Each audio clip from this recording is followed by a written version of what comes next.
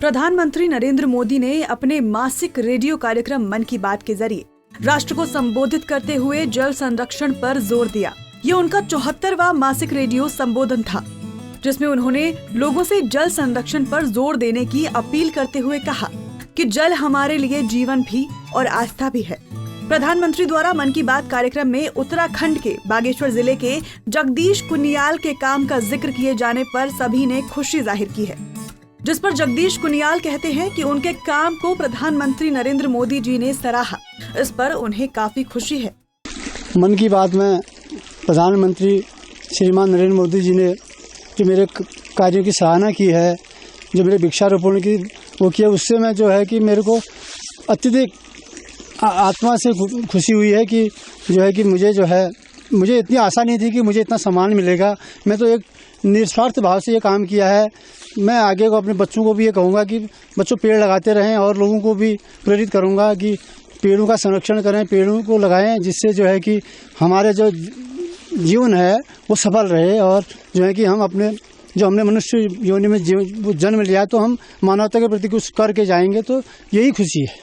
प्रधानमंत्री ने कहा कि उत्तराखंड के बागेश्वर जिले के रहने वाले जगदीश कुनियाल का काम बहुत कुछ सिखाता है। जगदीश का गांव और आसपास का इलाका पानी की जरूरत के लिए एक प्राकृतिक स्रोत पर निर्भर था। कुछ साल पहले ये स्रोत सूख गया। जगदीश ने इस इलाके में गांव वालों के साथ मिलकर कई पेड़ लगाए और जगदीश जी के इलाके का सूखा हुआ जल स्रोत फिर से भर गया। जगदीश कुनियाल के काम की सराहना पर पर्यावरण प्रेमियों ने भी खुशी जाहिर करते हुए कहा कि प्रधानमंत्री की बातों से उन्हें भी पर्यावरण को संरक्षित करने की प्रेरणा मिली है। आज हमने माननीय हमारे राष्ट्रीय प्रिय प्रधानमंत्री जी का जो संबोधन अपने प्रिय मित्र जगदीश कुनियाल जी के नाम से सुना, उससे हम अति उत्साहित और समाज में विभिन्न प्रकार की जन जागरूकता पैदा हुई है।